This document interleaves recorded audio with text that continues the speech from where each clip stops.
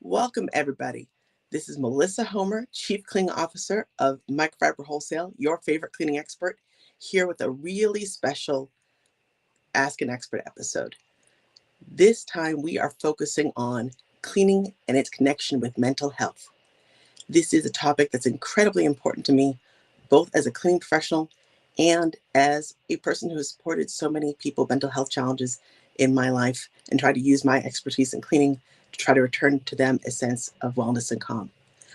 I'm so passionate about this issue that I've decided to do some really cool things this episode that I hope will allow us to not only learn from each other, but actually really help people nationwide.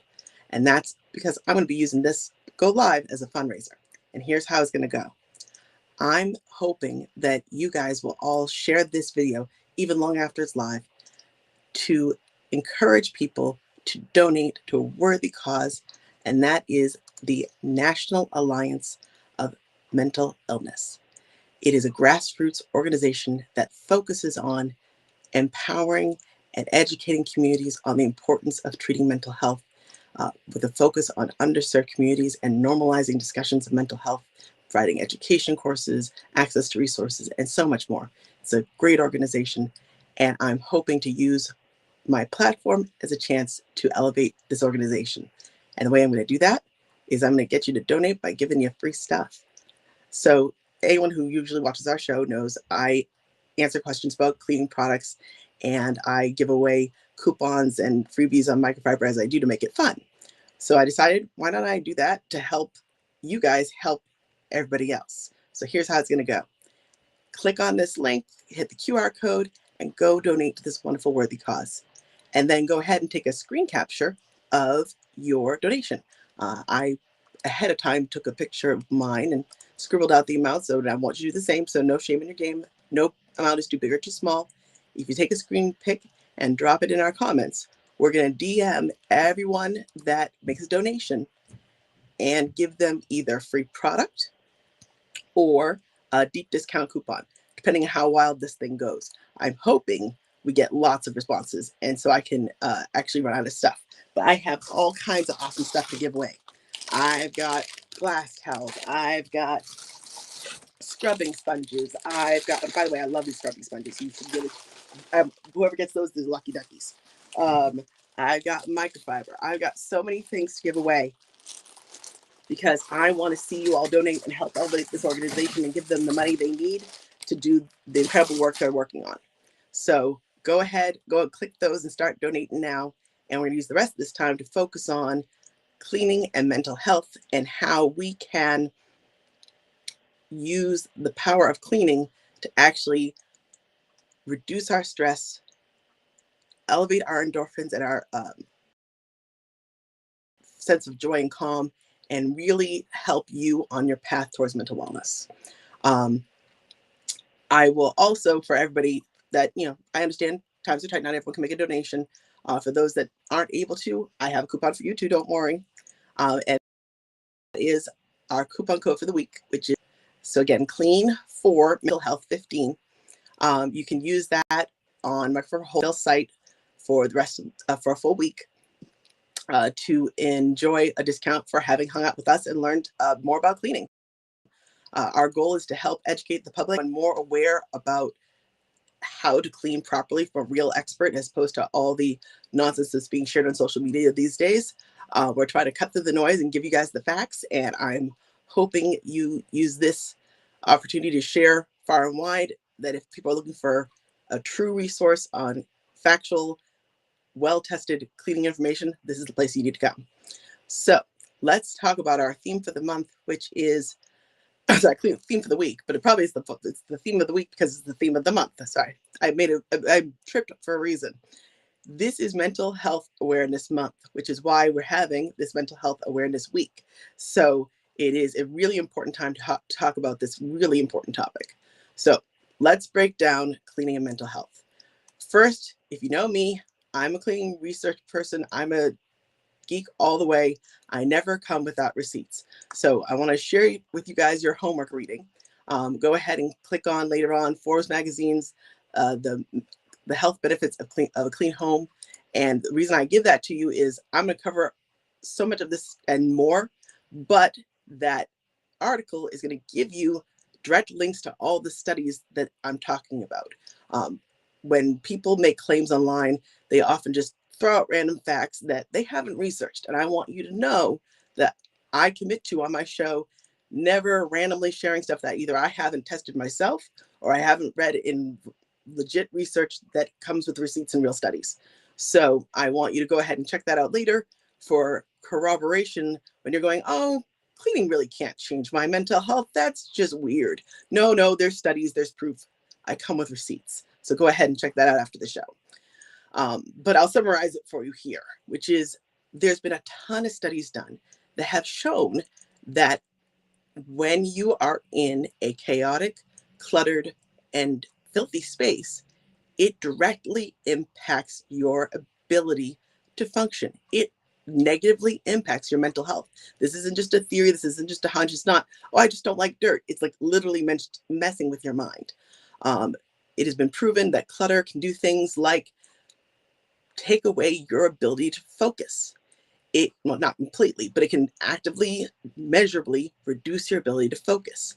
It can do things like aggravate depression and anxiety and OCD.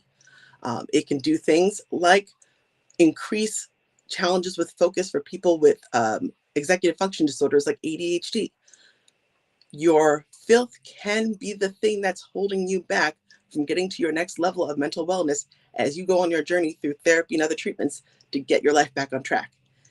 People don't talk about this. They think, oh, getting mentally well is all about therapy and get outside in some fresh air and proper medication and art therapy and all these things, but no one actually says, hey, your home can be half the battle. The space you're living in can actually be part of the reason you're not seeing the results you think you should be seeing for all the work that you're doing to get a control of your mental health. And so I want to help you break the cycle, get control of your mental wellness, and figure out how to get your space clean.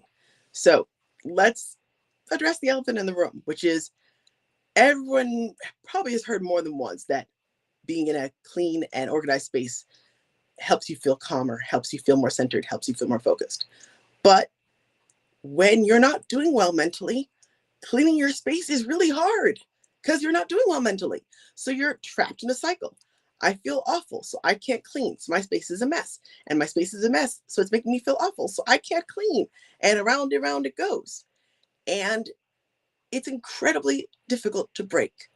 And I don't say this lightly. I know I am perky by nature, so it sounds like I'm just saying these things lightly, but these are real issues that impact real loved ones in my family, close to your friends that I've watched struggle trying to keep their space clean, trying to keep their personal hygiene up in the throes of depression and anxiety. And it's no joke. Um, and it is a vicious cycle that is really hard to break. So you practical tips as a cleaning expert and so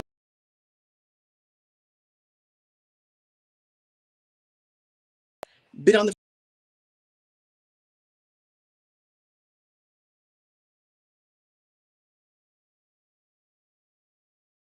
and as someone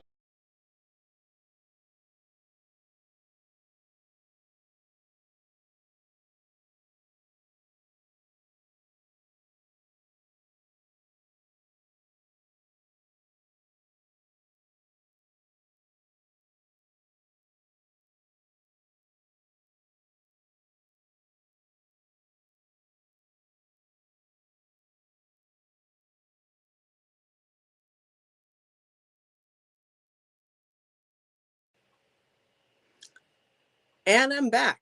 Sorry about that, guys. Um, my internet connection dropped for a moment here, but hopefully everyone stayed with us. Back to what I was saying.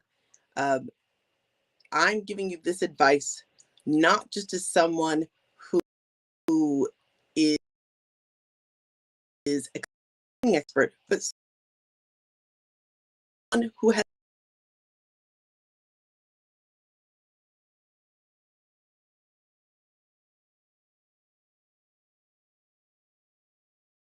lunch and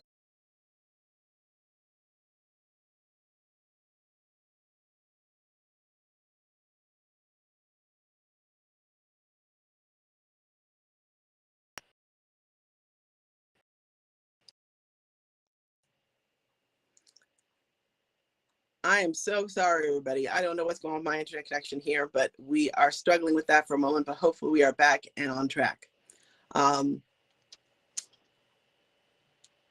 The thing I want to tell you is this advice I'm giving you isn't just coming from me as a cleaning expert. It's coming from me as someone who supported dear friends and family through significant mental health challenges over the years. I have been on the front lines firsthand helping people through depression, anxiety, OCD, suicidal ideation, and more, and how cleanliness can actually be part of their road to recovery. So this is firsthand advice, not just stuff I learned online. I promise you that. When you look for advice from experts, you want people that know what they're doing and have lived it. And I have. So I'm giving this to you from the front lines. So the first thing I'm going to tell you when it comes to addressing mental health and helping through cleanliness is the only way to break the cycle, honestly, is to start with some help. And I know that's the hardest part, but it's the part you don't want to hear. But if you are struggling with mental health challenges, trying to just through your own bootstraps, Marie Kondo your whole place and get it all organized and clean everything out is just too overwhelming. It just is. There's no way. And I don't want to set that unrealistic expectation for you. We can talk about things you can do to start small if you don't have the support network you need. But if your friends and family have been saying, gee, I know you've been struggling lately. What can I do? What can I do? How can I help? This is how they can help. The people in your life that care about you, they want to help. And I know people go, oh, I can't have them come over here. My house is messy. I'm embarrassed. I don't want to put that burden on them. But they're asking for a reason. And when people see someone they love struggling, they want something tangible they can do. They want nothing more than to be able to be part of the solution because they care about you. Let them help you. It's okay to say, I'm struggling and I could use some support. And then go, what do you need? And you say, can you come over and be a body double for me as I try to start to clean my space? For those of you not familiar with the term, body doubling is about having someone else physically in the space with you while you work.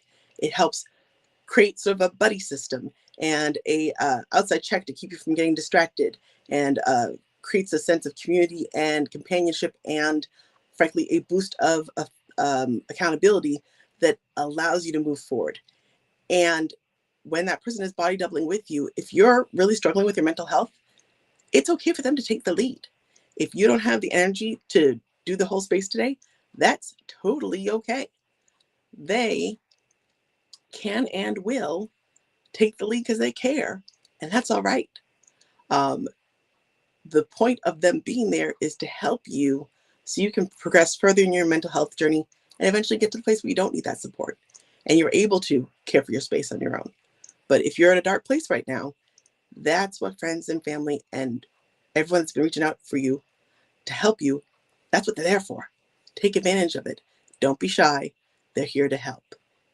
If you're too embarrassed to reach out to friends and family, then go ahead and reach out to a professional.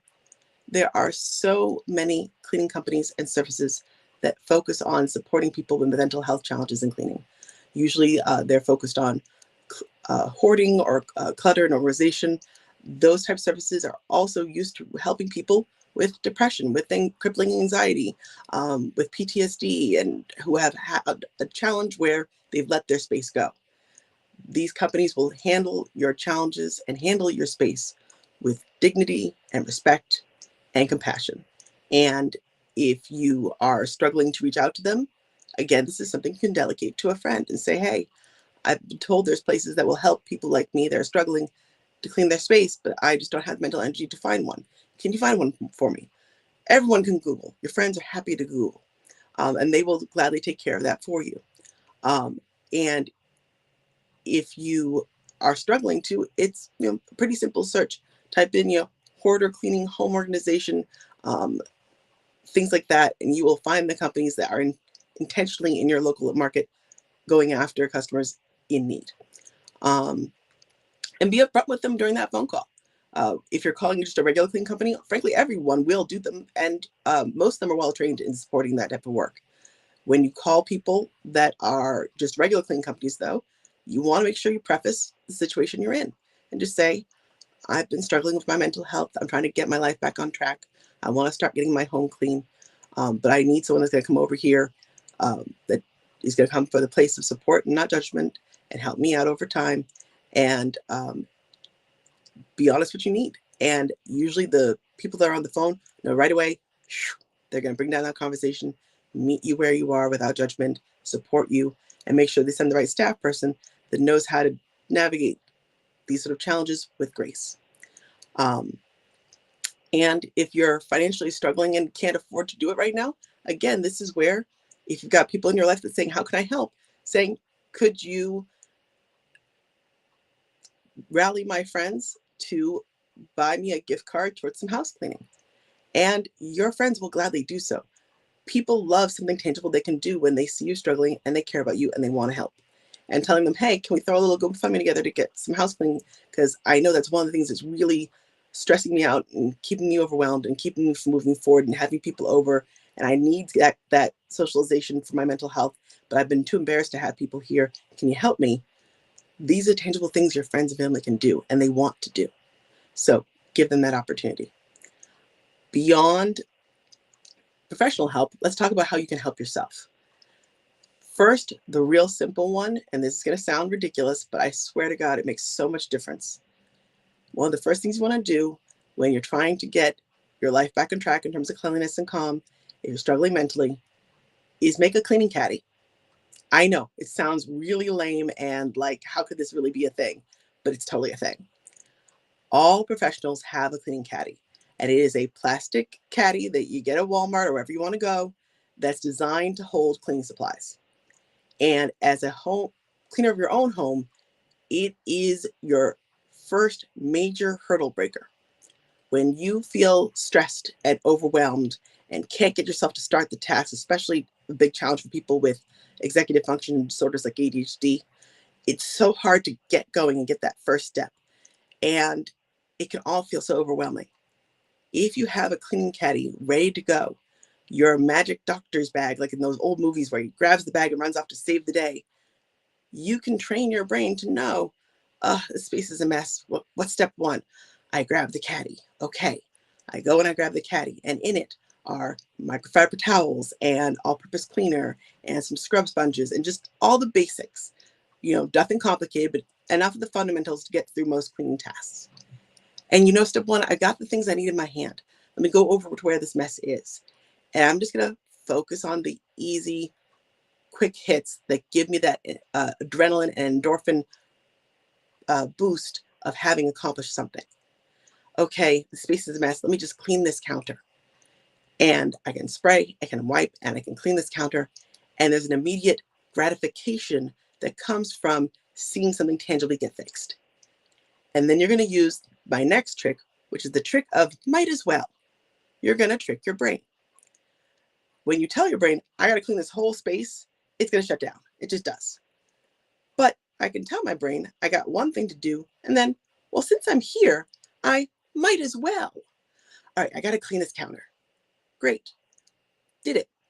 Since I'm here and I got the all-purpose sprayer in my hand, I might as well start to clean these cabinets. And since I'm here, I might as well clean some of these dishes. You'd be surprised how many more tasks you can sneak in, basically lying to yourself that you're almost done. But since I'm here, just because, since I'm here anyway, I might as well do the next thing. It's a trick that works with your brain every time. Try it, you'll be surprised.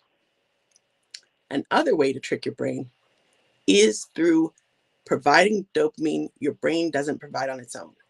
For a lot of people, whether it's depression or ADHD or other mental health challenges of similar vein where your brain isn't giving you the dopamine and the reward for activities that most people would usually experience, it's incredibly hard to get things done like routine tasks like cleaning. There's always a dopamine rush for doing something really fun. If I'm going off to an amusement park or if I'm eating a delicious food at a restaurant or whatever, there's this immediate boost in your brain that says this is going to be enjoyable, and it makes you find the motivation to do the thing. When your emotions are feeling muted because of mental health challenges, you aren't feeling that reward. And so forcing your brain and your body to go do that difficult thing is so hard. So you're going to cheat and gamify boring tasks like cleaning. The way you gamify boring tasks like cleaning is timers and rewards. Yes, we're basically going to train your brain like a little Pavlov dog, and it's going to work. It's going to be okay. I promise this is actually going to be fun. Get yourself the cheesiest little kitchen timer you can find. One that looks like a ridiculous cow or chicken, something obnoxious that you find on Amazon. They got a ton, okay? But a manual one with ticks and dings, okay? I want that tactile, audio, visual moment.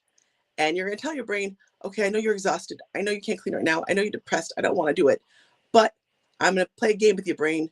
I'm going to set this timer for 5 minutes, which can do 5 minutes of work. If we get to the 5 minutes, I'm going to give you some little reward, whatever that is.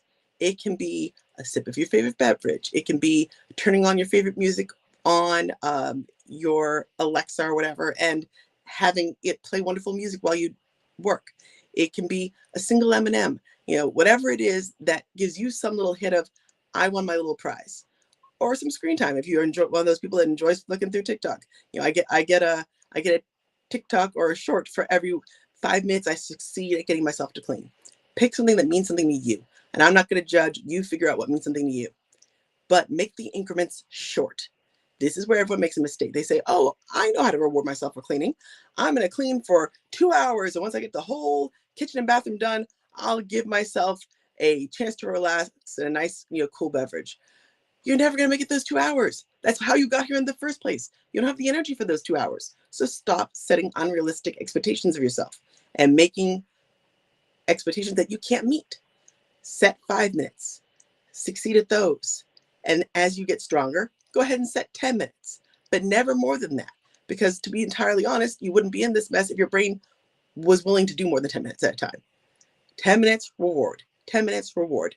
And you're going to train your brain to look forward to cleaning because it knows it's going to get these little treats and it's going to be fun. If you do this enough, over time, you won't need to trick your brain as hard. But let's get you through this part right now, okay?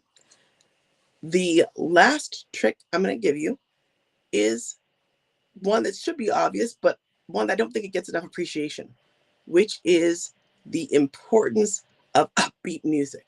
I know it sounds ridiculous, we all know, but we think about music for workouts. We don't think about music for cleaning the way we should. The rhythm and speed of the music you're listening to absolutely dramatically changes the way you move through space. I defy you just to test it out. Put on some ridiculous, Kenny G slow jazz music and try to quickly clean a room. Try it.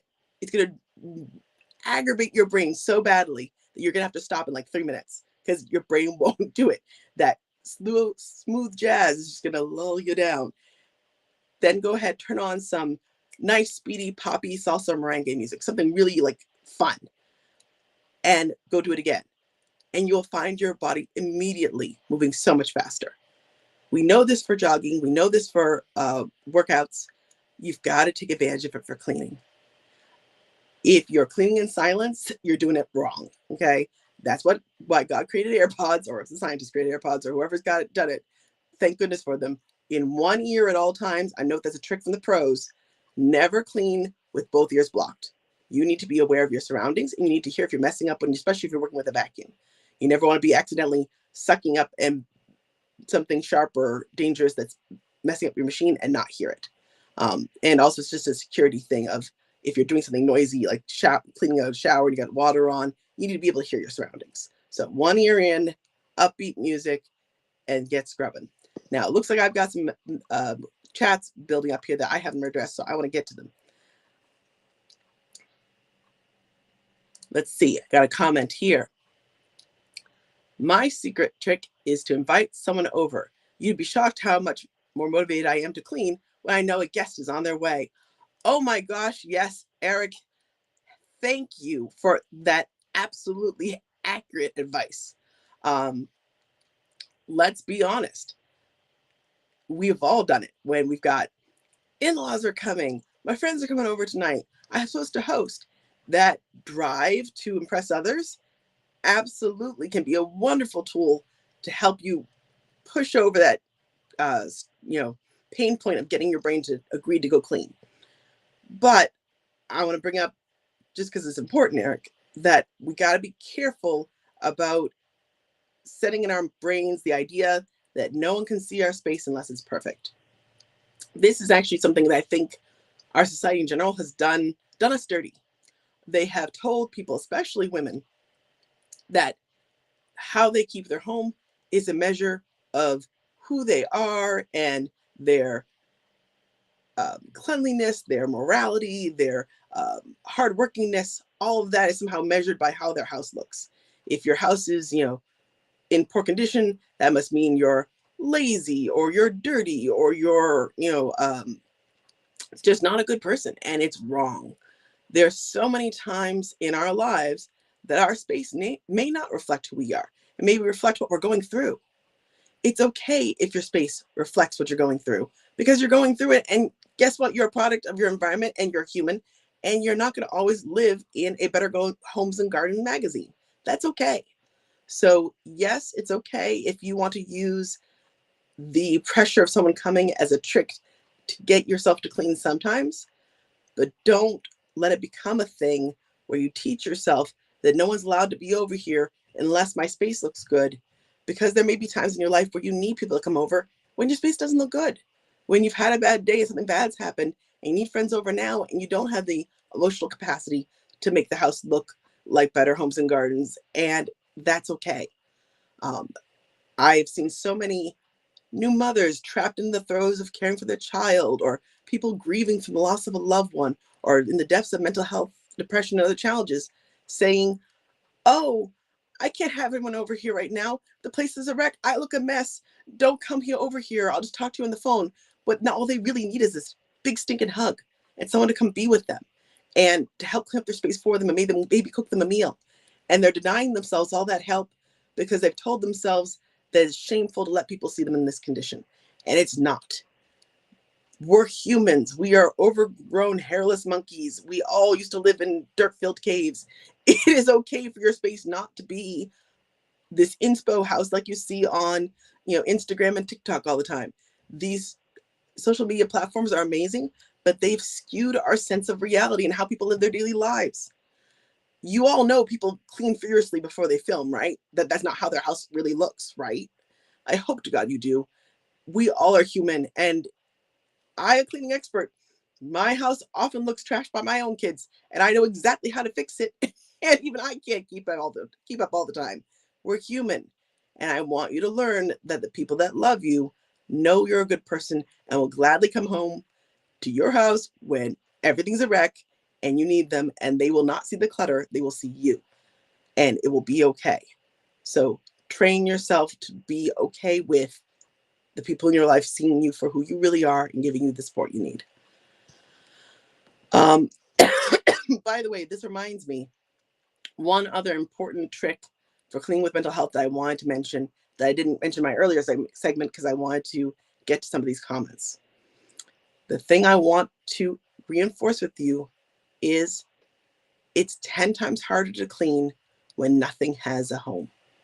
This is a mistake I see all over the place with people that are struggling with mental health challenges or people that are not.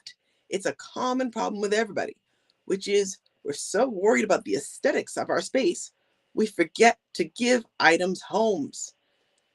So what I mean by giving an item a home, let's talk about, for example, your closet. And presume you have a classic old school closet. It's got, one pole, one shelf above it, and it's big open space. Well, guess what? If I have anything I want to put in there that is not on a hanger, it just has to kind of stack on the floor or stack on that one shelf. And it becomes this big stacky pile. If I need something from the middle of that pile, I've now disturbed this whole mess. Maybe we made it all fall down on my head. Or I've successfully wheedled that thing out, but now I can't get it back in there. And I got to kind of flop it on top or flop it below.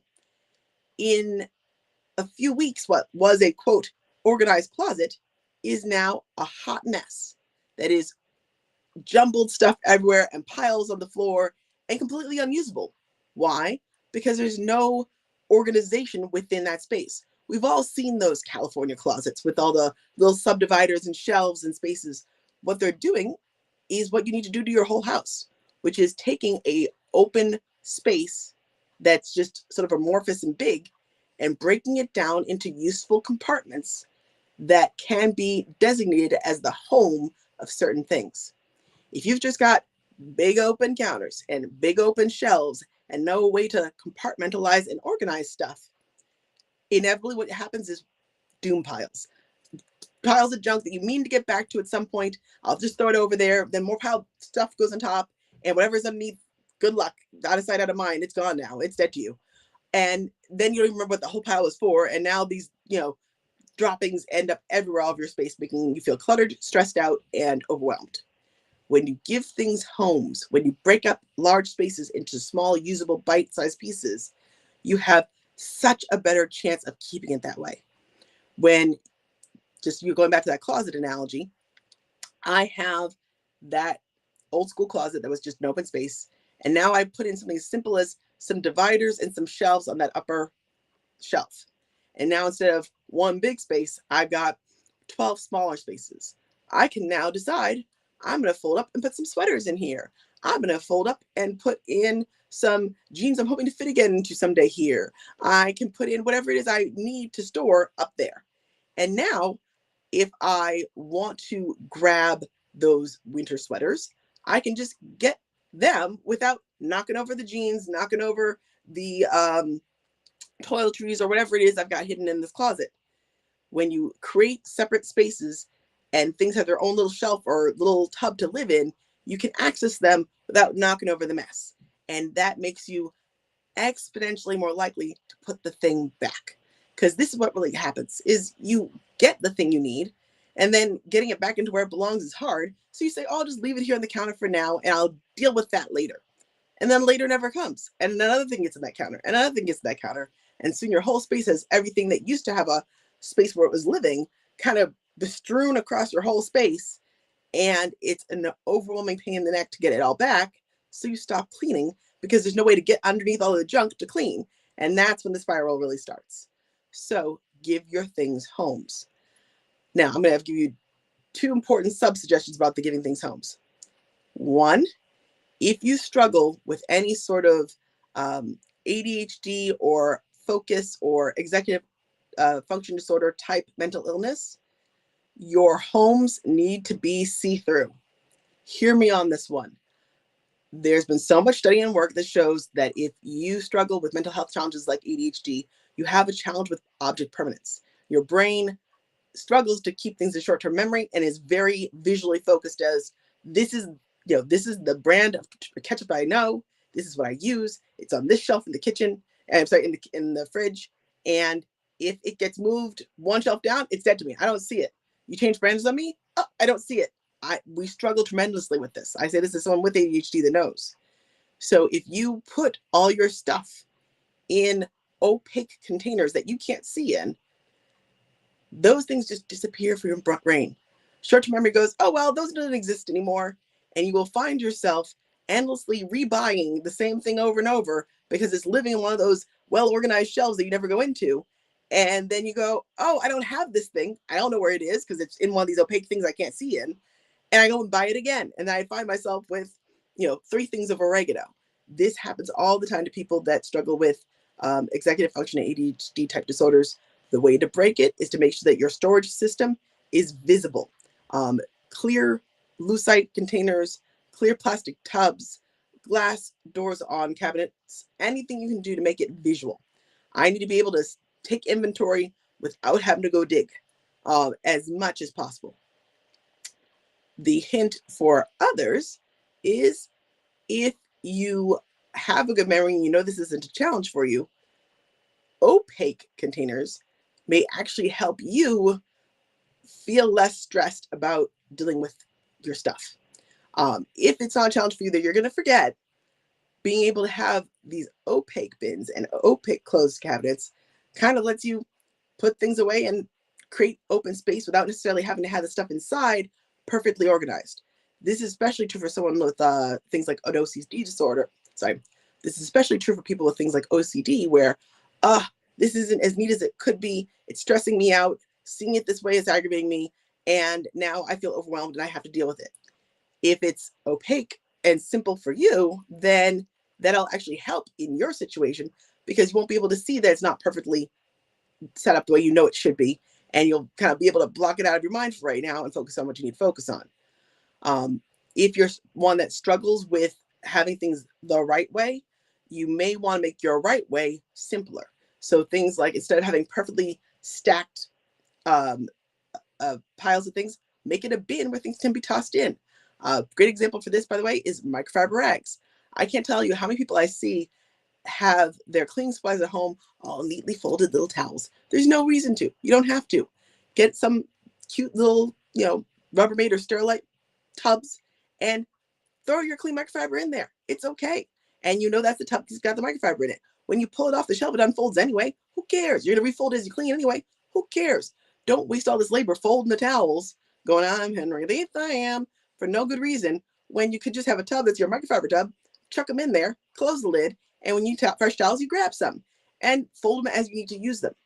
It's really freeing. And there's so many things like this in our life where there's items that don't have to be perfectly folded, that don't take up that much more space when they're not folded right, that you can just put them in a tub as opposed to folding, and save yourself a lot of stress about, oh, I have to put this back perfectly right. The more you can make putting things away easy, the more you'll put things away and the more you'll be able to keep up with it. The other last thing is, don't sleep on the power of trays and bins. So particularly of trays. If you have, let's say, for example, a vanity where you have all your makeup and hair stuff. I see this all the time. Women just put all these makeup and hair items directly on their bathroom vanity. Stop that. You're driving yourself and whoever helps you clean insane. Because now, every time I want to clean every week on that counter, I got to pick up every little nail polish, every little makeup, every little shampoo, and clean under it. It takes forever. Versus if you had some polite little trays, and I got all my nail polishes in a little tray, I got my makeup in a little tray, I got my shampoos in a little tray, or a set of little stacking shelves. Now I can just take that whole tray, move it, wipe and clean, put it back, move it, wipe and clean, put it back. Things stay organized because they're in their own groups. I'm not picking up every last little one. Now, eventually, of course, you will need to clean within those trays as well. So once in a while, you'll pull one tray out, yank out all the nail polishes, wipe it out inside, and flop them all back in. Again, super easy when it's a confined little tray. So much harder when you've got, 50 plus makeup and hair and styling items all across your counter, and you're trying to deal with all of them and move them all and clean, and they're falling on the floor because you have no place to put them. It's a wreck. Stop it. Get yourself some trays.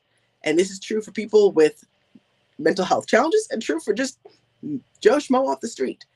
If you create ways to organize your stuff, it makes cleaning so much faster, the process of getting organized so much easier, and the ability to keep up your systems so much more instinctual and fun and user-friendly.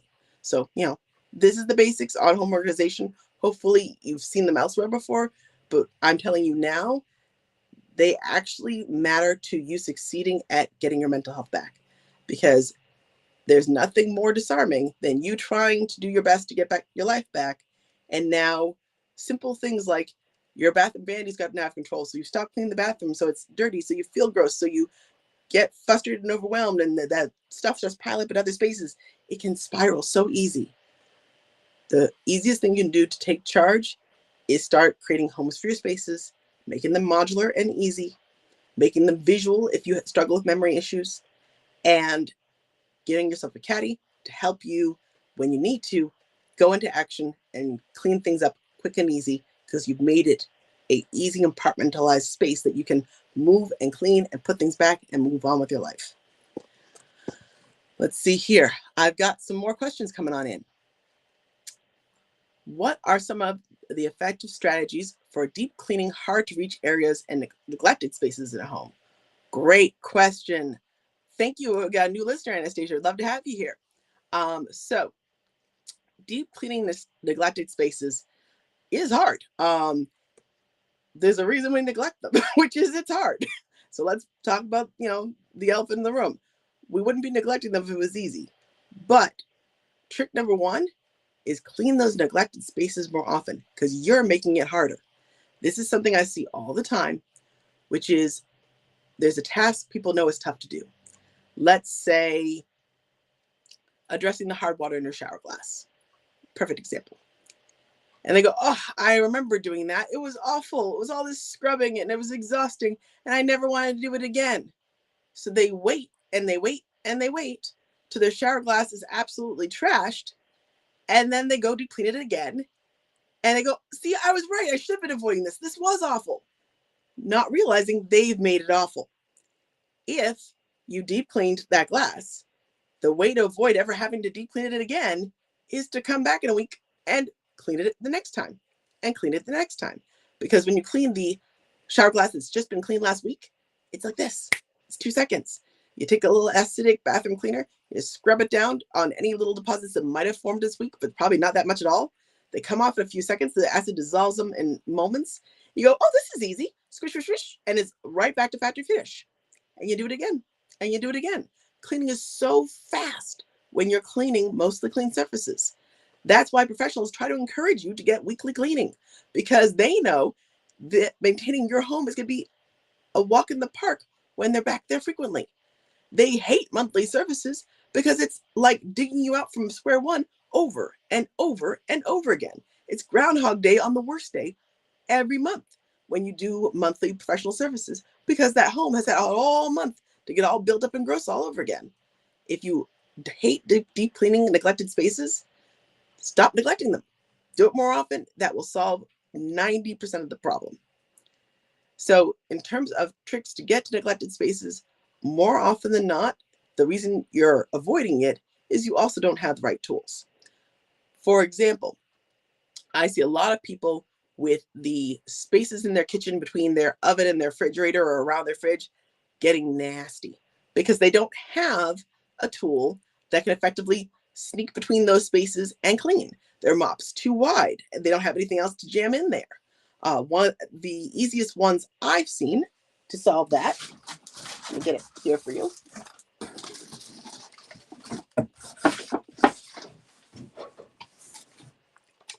is our chenille duster.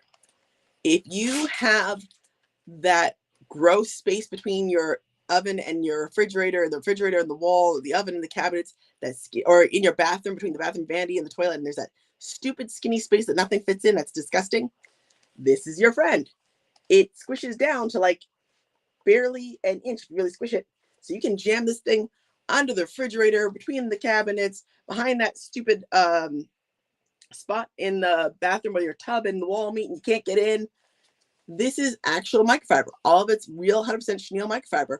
So you can wet this with water. You can wet this with bathroom cleaner or floor cleaner, and go ahead and scrub out whatever nasty space you haven't been able to get to in moments.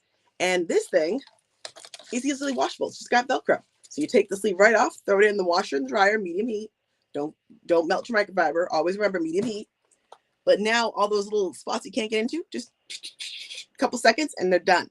I've seen people on TikTok sharing these hacks about taking clothes hangers and putting stockings over them and trying to make these like self-made under the fridge and in between the oven widgets. It's nonsense. They don't clean well. And it's a big old pain in the neck. Okay. This thing's going to actually clean for you. So stop making ridiculous tinker toys for yourself and get a real duster.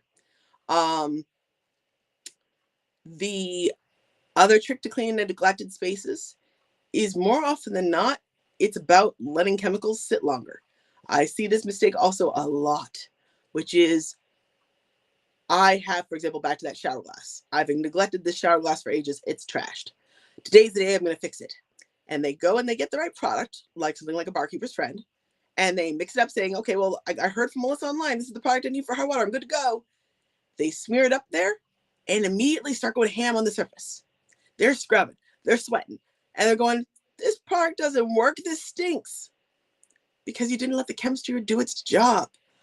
When you're dealing with a neglected surface, things are dried on there, and they've been there for months. They're not going to come off instantaneously. The chemicals need time to rehydrate the soil and then break it apart and dissolve it and lift it up into the water. That does not happen instantaneously. The only time it does is with steam, but we'll talk about that in a second. If you're using normal temperature products and you've got, no gross grout in your kitchen floor and you want to fix it, if you just spray it with your cleaner and then start scrubbing right away, you are not actually using the chemicals. You're using brute strength to get the things clean. The chemicals have had no chance to do their job yet. If you spray it, let it sit for several minutes, soak in, absorb, plump up that dried tomato sauce, let the surfactants attach on and start to lift it, do all their magic. Now you grab your scrubber and scrub. Whole different experience. That shower glass, if you let that barkeeper's friend sit for 10 minutes, make all the hard water dissolve and brittle. Whole different experience. Now scrubbing's like, wow, look at it all come off. I'm a magician. Look at me. Because you used chemistry as opposed to elbow grease. Elbow grease is important, but if you're not letting your chemicals do their job, you're making your life so much harder and making yourself so much more likely to avoid going back and cleaning this thing next week like you should.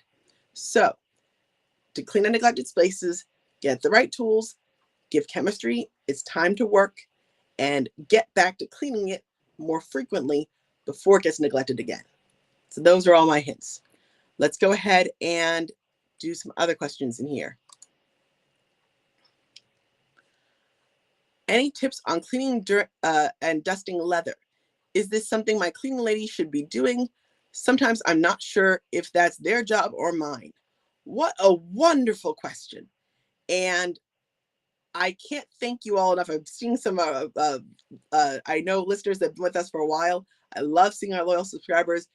Thank you so much for enjoying this. And please like, share, encourage your friends and family to subscribe. If you're getting value out of this, you know they will too. So great question. Let's talk leather care for a quick second. In terms of whose job it is, it all depends on what you agreed to with your house cleaner. So big hint for everybody, regardless whether it's leather care or bathroom care or whatever it is, you and your professional that's taking care of your home need to have a written list that you've both agreed to is the services that are going to be provided. That is a basic requirement of getting the most out of house cleaning. Hear me right now. If you have no list, you have no plan. And you are asking to eventually be disappointed. Get a list together. I don't care if you go and grab one off of some magazine and print it out for your cleaner if she doesn't have one of her own. This is something you can do. Get the list together and say, hey, when you quoted my home, did you include leather care as part of your package? If they say nope, then you can ask, are you willing to? And they may say, sure, but it's going to cost you X much more. And you have to decide, is it worth it to you to pay them to do it, or do you want to do it yourself? Totally fine, but have that conversation. It is completely unfair to everyone involved if there is no list, no one knows what's actually supposed to be done, and then 6 months down the road, you're like, this cleaning lady stinks, my leather looks terrible, and she doesn't know that you want her to deep clean it. And so she's just been wiping it down as she goes, and it's starting to dry out and needs to be conditioned, and she thinks you're going to do it, you think she's going to do it, and now you and she are pissed. There's no reason for this. That's what lists are for. So step one, talk to your house cleaner and get on the same page as to who's taking care of the leather, because either of you can do it. It's easy enough to do, but somebody's got to take accountability. The next step is using the right products. The product I recommend, let me see if I have that for you here. I think I do. And if not, I will just give you by name. Let me just see if I have a link to it. Unfortunately, I do not have a link to this product, but I will tell you it verbally. And that product is Lexol, Lexol. So the Lexol leather care line is awesome. Lexol was originally designed for the auto care industry. It's supposed to be to keep your fancy car leather beautiful. But frankly, they just made a really darn effective, fast, and easy to work with leather care line that can work on any leather. And now, rightfully so, they sell it to treat all leather, including your furniture. So your purses or your boots or your couch or whatever you're trying to clean, Lexol is great because it does a deep clean, no damage, dries quick, its conditioner absorbs fast. A lot of the other competitors, no offense to them, but things like Leather Honey and other ones say like leave it overnight, wait for hours for this to absorb, and it's not that much softer than Lexol, which says wait 15 minutes and get your life back. Lexol's the brand you want. I've tested them side by side and tested them on old leather furniture, and they came back equally as soft with both products, but one was 15 minutes, one was hours of waiting, not worth it. So the Lexol product comes with a cleaner and a conditioner. You basically use the Clean Look, an all-purpose cleaner, spray up a microfiber towel, wipe it down, get it good and clean, and wipe off all that buildup and dirt. Once it's good and clean, take the conditioner, work that in. It's like your hair. You're shampooing, conditioning your hair. Leather is an organic product. It's skin. It also needs washing and conditioning. It's like lotion. Putting that on there to soften and rehydrate that leather so it doesn't dry out. Let it absorb. Usually takes like 15 minutes. Anything that's not absorbed at that point, you can just wipe off the excess and poof, good to go. Again, if you do this regularly, it's so much easier to do. Leather should be cleaned at least twice a year, if not more. But that's really the minimum before you start drying out the leather. I've seen people go for years though, where they just like keep vacuuming it and dry cleaning it and never do anything wet to it. And they're like, oh, my leather's cracked. Oh, my leather has all these gross stains on the arms because you haven't cleaned it. You've just been vacuuming. Vacuuming takes off surface dust. It does not take off embedded dirt and oils in leather. You need a leather cleaner. So that is the deal of how you take care of leather and how you figure out who's in charge. All right, let's go ahead and address some more questions. Let's see. If I miss part of your live, I go back and listen and always learn something. Oh, thank you. These are recorded. Absolutely. Please. We're building quite a collection. Go check them out. And we also have a bunch of content on both YouTube, Facebook, and Instagram, where we're taking a lot of these lives and we're chopping them up into more bite-sized pieces. So if you're thinking, I don't have an hour to sit here and learn about cleaning, that's totally okay. We're going to catch you on the flip side. We're going to make some shorts so you can hit the highlights and learn what you need to learn about how to take care of your home or your work in professional cleaning world and get the most out of your cleaning. So please go ahead and enjoy that content. And by the way, if you find anything you like, share, please, guys. I'm counting on everybody. The more you get this content out there, the more I can help the public learn the right way to clean from an expert and not all this influencer nonsense you're seeing online. I'm here to cut through the noise and get people the facts. So you're my army. Get my word out there. I'm trying to help everybody, but I can't if they don't know I'm here. So let them know I'm here. All right. Last one here for the moment. Oh, actually, there's one more coming in, but this one right now. Can vouch for that chenille extender thing. So much easier to get behind the toilet now, even for me and my stubby little T-Rex arms.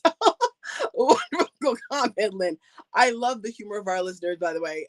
I don't know if your arms are T-Rex style, but I I agree. Whether tall or short, long arms or not, that chenille duster is magic for getting in tight spaces. So I'm glad that you love it. Actually, other hint for that chenille duster, by the way, I've seen this a number of times recently where people are getting these new bathrooms where it's really in now in your big fancy bathroom to get these standing tubs. So like not the old fashioned claw tubs, but the modern fancy standing tub. And they're in these enclosed shower spaces. They've got a shower and they got this tub and it's all enclosed tile with this big glass door. Looks really cool.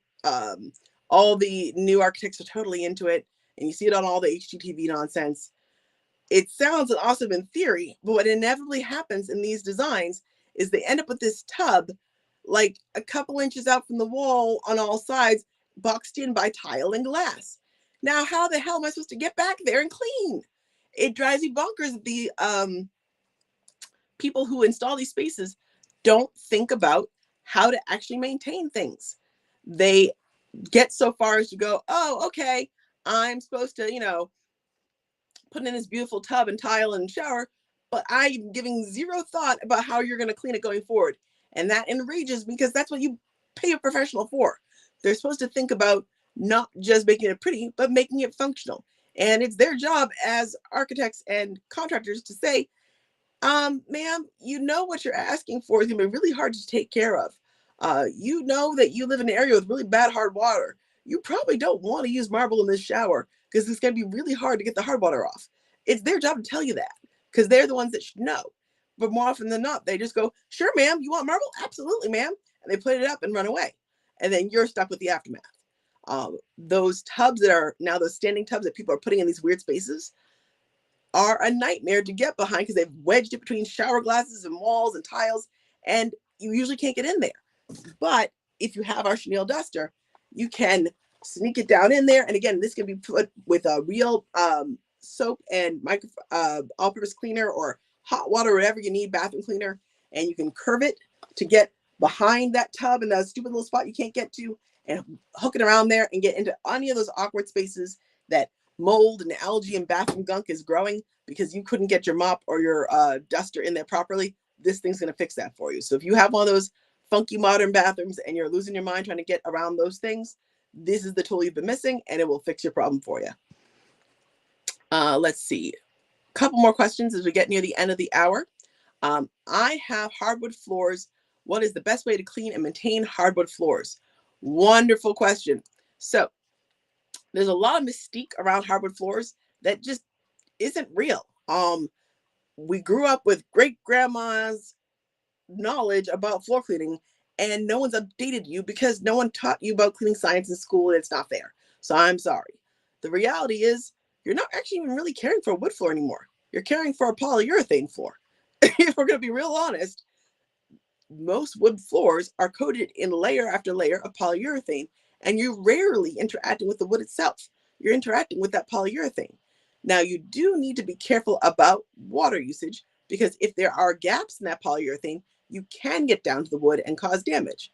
But more often than not, you're just cleaning that upper layer.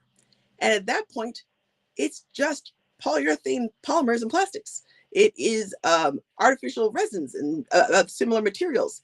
It is not actually organic wood. So when you're cleaning sealants and polyurethane and other finishes, all you really need is a basic neutral pH floor soap, or just plain water if you're using great microfiber. Fun fact, if you keep up with your floors and clean them regularly, you can clean hardwood floors with nothing but water and the right microfiber. It's the truth. All you need, I'll show you right now, is a proper dry dust mop. Our high quality microfiber one is amazing. It is going to pick up all that fine dirt and grit and hairs and Cheerio bits and keep that hardwood floor gloriously clean between washings, so that less buildup happens, less sanding of the finish happens, because when that grit is left behind, your shoes actually drive it back and forth and make it like sandpaper. If you don't dust properly and often, your floors are going to get incredibly dull, because all that little bits you're leaving behind actually start to sand the finish of the wood. So dry dust, step number one.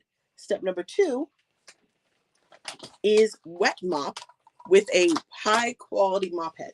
So as you can see, we have over 470 GSM. That's incredibly dense microfiber in all of our mop pads. So they pick up inch per inch so much more dirt and soap residue than any other cedar nonsense, which is mostly like these very fine microfiber filaments. And you see it's like this very loose yarn. There's so little actual microfiber there. It's not doing much cleaning for you. It's mostly just sloshing around water. When you use this, you're getting so much more dirt lift, because there's actually so much more real fibers scrubbing that floor, grabbing the dirt and pulling it into the fibers and holding on tight. When you use quality microfiber, you literally just have to rinse and wring it out with water and run it around. As long as you're doing that regularly, you can keep that wood floor beautifully clean, chemical free. Now, if it's been a while or you just don't have the time to mop that often, all you need is a neutral pH floor soap. So that can be anything like a Mr. Clean or a Fabuloso or a Bona or a Method. There's so many of them out there. I know Bona has the big brand rep as being the one for floors, for hardwood floors. But honestly, it's mostly marketing. They're just a neutral pH floor soap. They're a lovely one, don't get me wrong, but they aren't the only game in town, okay? Any neutral pH floor soap will do. The key here is minimizing water usage, because all you're doing is cleaning that plastic on the top.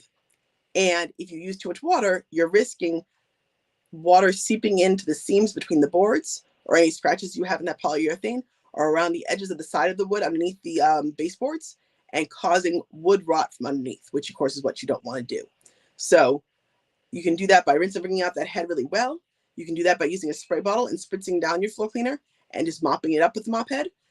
Always start with the damp mop head, rinse and bring it well either way, because you want to start with the damp, because that will cause that wicking action that draws moisture in. And just a little bit of soap will do you, a little bit of water. Modern detergents only need 1 millimeter thick of water to lift dirt. Just give it a quick wash down every week or two, and you will be in beautiful condition with gorgeous wood floors. You don't need oil soap. You don't need Murphy's and all this old English or whatever, classics. People are like, oh, it's wood. It needs something special. It's modern polyurethane. You're fine. If you have an antique wood floor, that's a different discussion, but you know that already because you're living in some gorgeous 1800s house that you're maintaining, and that's lovely for you. But for everyone else, Mr. Clean, Fabuloso, or even just water and a good quality, high quality microfiber towel, microfiber mop, and you're good to go. All right, let's see here. I think I got like one more question, and then we are at the end of the hour.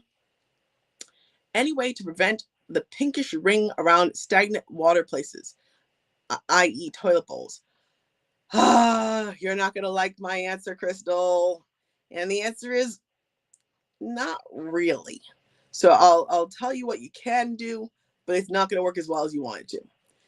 So first, let's talk about what it is. So that pink ring you're talking about is mold and algae growth. The reality is all water and all air, in fact, has a constant steady stream of mold spores and bacteria floating in the air. That's just real life. You will never have a perfectly clean space because you live in reality. I'm so sorry. I know everyone's like, oh, if you clean hard enough, I'll never have dirt somewhere. It's a lie. There's always spores and bacteria and dead skin cells and dandruff and everything else floating in your air at all times. You can't see it, but like when you get that beam of sunshine coming in, you're like, ew, look at my hair. That's how it always looks. That beam of sunshine is just cueing you into what real life looks like. Okay? Your air is full of stuff all the time. Especially now in springtime, you open that window and all the trees are nice and horny and throwing pollen everywhere. It's full of germs and stuff. So you will never be germ free, which means all those spores, bacteria, as soon as they find a place to land, are trying to survive. And if they land on some place that has food and water, they're going to grow. There is zero avoiding that. So if you have a counter and it has water on it and it has food residue on it and some spores land on it and you don't dry up that water and you don't get rid of that dirt, you're going to start having mildew and mold and slimy stuff grow on that section of counter. We probably all have seen this all the time where you have that area behind your faucet where the water splashes all the time and it gets all nasty and gross back there if you don't clean enough because you're constantly feeding it water. There's constantly being fed dust and dirt, particles, and dead skin cells from the air, and bacteria, mold spores fall in there too. And they have that nice, happy little home now with food, water, and everything they need to grow. They're gonna grow. Same thing with your toilet. Don't care how often you clean it. If it's just plain old tap water with a lid that's open and exposed to air, bacteria and mold spores are going to land into the water. And the toilet always does have some organic residue in there. Well, you'll know what that is. It's going to always have food. And it can start growing and it will live along that rim on the edge because that's a nice, happy place for it to live because it gets the most water and isn't drowning. Key spot if you're a happy little algae, and you will grow that nice pink ring. The thing you can do to help some is there are toilet tablets you can put in the tank of your toilet that do provide some disinfection. There are different brands, so I'm not going to particularly mention or promote any of them at the moment, but there are some that will do some work for you.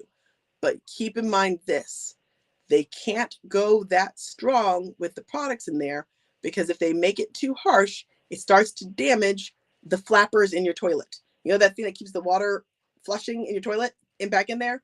If you put really hardcore acid or really hardcore bleach in your tank too often, you're going to gum up that flapper and degrade it. And they don't want to do that. So they have to make the products pretty light. So those tablets can help some, but it's not going to be a situation where you never have germs in your toilet again and you never have a ring again. If it's just sitting there for days and days and days and days, it will start to develop. So what you can do to reduce it is those tablets, clean frequently, and keep your lid down, which you should be doing anyway, because if you're flushing with your lid open, I hate to tell you this, but you're spraying fecal residue everywhere. Yay. Sorry, I don't want to end on that note, but I'm going to gross you out with science. So we are definitely at the hour mark. You guys have been amazing.